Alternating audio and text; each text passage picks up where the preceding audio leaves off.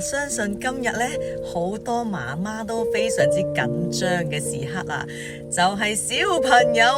放榜嘅時間，所以喺呢個日子入邊呢，最緊張嘅應該都係家長們啊。OK， 咁打開個 WhatsApp 啦，滿都係緊張，亦都周圍打聽啦，見到呢咁緊張嘅氛圍呢，其實都幾大感受嘅，因為每個小朋友由佢幼稚園去到小學6年嘅時間，關於小朋友嘅成績啦，佢哋嘅興趣啦，小朋友嘅成績、小朋友嘅天賦、興趣，都唔係因為要迎合出邊嘅世界，亦都唔係因為要迎合我哋嘅朋輩啦、同輩啦，所以每個小朋友都有佢自己嘅特點啦，有佢自己嘅優勢。反而呢，我哋作為一個家長呢，真係要去諗一諗，究竟其實小朋友佢哋自己中意啲乜嘢呢？佢哋想要啲乜嘢啊？喺呢個緊張嘅氛圍入邊呢，反而呢見證住好多家長啦，驚自己嘅小朋友落後啦，驚自己嘅小朋友個結果唔知係點啦，一路操卷啦、補習啦，將自己同埋小朋友呢都逼唞唔過氣。所以嚟到呢個今日期待結果嘅時間呢，大家又好渴求，究竟其實係咪我哋想要結果呢？確實喺呢6年嘅光陰入邊呢，小朋友係一張白紙。其實佢嚟到呢個小學嘅階段呢，佢喺個過程入邊係慢慢去學習點樣同人哋去相處，點樣學習尊師重道，點樣明白我哋做人嘅禮儀，透過唔同嘅活動啦、課堂啦，去發掘自己嘅興趣，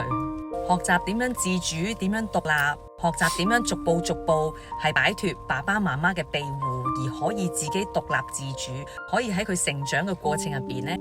揾到自己嘅定位。其實小朋友呢，佢最清楚佢自己想要啲乜嘢，佢哋呢好敢於去探索佢哋自己想要嘅世界，甚至佢自己中意嘅事情。但反而好多媽媽呢，因為擔憂，因為怕佢唔識，唔敢放手俾佢去成長。所以反而好多媽媽係有咗小朋友之後呢，慢慢佢個世界就淨係得小朋友同家庭，冇其他。媽媽會迷失咗自己啦，日日都圍繞住小朋友不斷轉圈，有冇漏呢樣漏嗰樣？班上邊佢嘅名次係幾多？反而調翻轉頭要求小朋友不斷去成長，不斷補習，但係我哋忽略咗嘅，其實我哋自己都要成長。其實每個小朋友都非常之聰明嘅，佢係與生俱來都有佢嘅天性，有佢自己成長嘅節奏。每朵花佢開嘅期都唔一樣，所以唔需要逼住每一個小朋友都要同輩係一齊同步成長。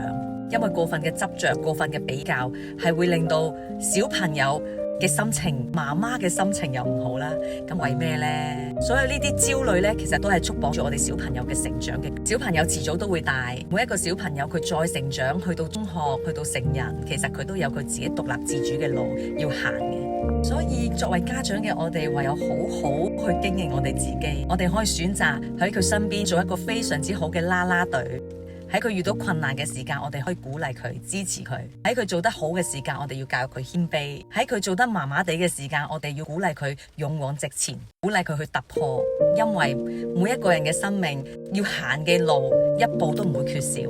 反而調翻轉頭，我哋作為家長，我哋自己都要學習，究竟點樣可以放手俾佢展翅高飛，並不是喺個過程入邊咧掌控佢。所以各位家長們一齊加油！耶！